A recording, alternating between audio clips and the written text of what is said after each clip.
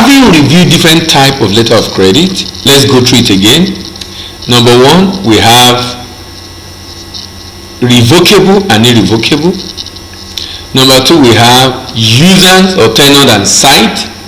Number three, we have confirm and unconfirm.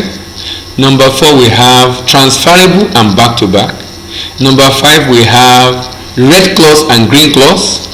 And then number six, we have revolving LC, revolving letter of credit. Now think about this. Do you have a customer that import a particular goods from a particular supplier, the same quantity, the same price, the same country, and you have to do that like 5-10 times in a year?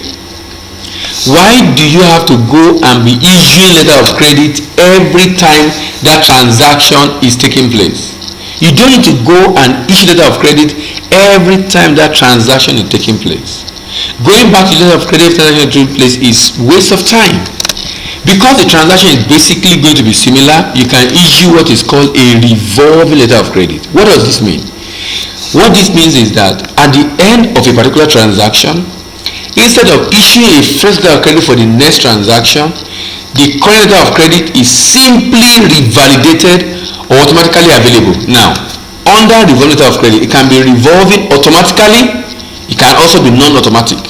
If it's automatically revolving automatically, immediately shipment is made and payment is made, document present and payment made to the exporter, the LC become automatically available for another shipment. That's under LC that is automatically revolving. But if it is not automatically revolving, the implication of that is, as soon as the document is presented and payment is made, the issuing bank will have to send a message to the beneficiary saying this letter of credit now is made available for another transaction. Now, for risk-averse organization, for countries like Nigeria where banks are very careful in the LC and they need to cover themselves very well, non-automatic will be most preferred in my opinion. And reason is because it becomes easier for the bank to have a control, because if it's automatically revolving, you tend to lose control. So if there are documents, there are payment, there are coverage, there are documentation required of the exporter, require of the importer to fulfill the bank requirement for the next shipment, the bank can hold on that revalidation until those documents are presented. Now, what that does for the bank is that it ensures the bank is not unduly exposed to the risk of dealing with this particular importer.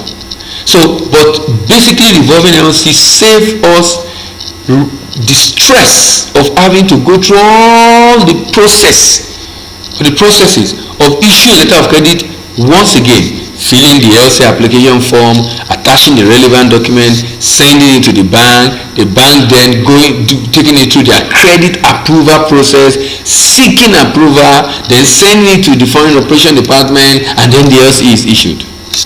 So some organization, it might take days, weeks, and sometimes it might even take months because of bureaucratic process that needs to be fulfilled. But when you have it revolving, the implication is that if it's not automatic, the bank now will send a message to the beneficiary through his bank saying this LC now is revolving again, and so if it's automatic, there won't be need for that message. The exporter already knows it's automatically revolving, it will just ship. But for the one that is non-automatic, the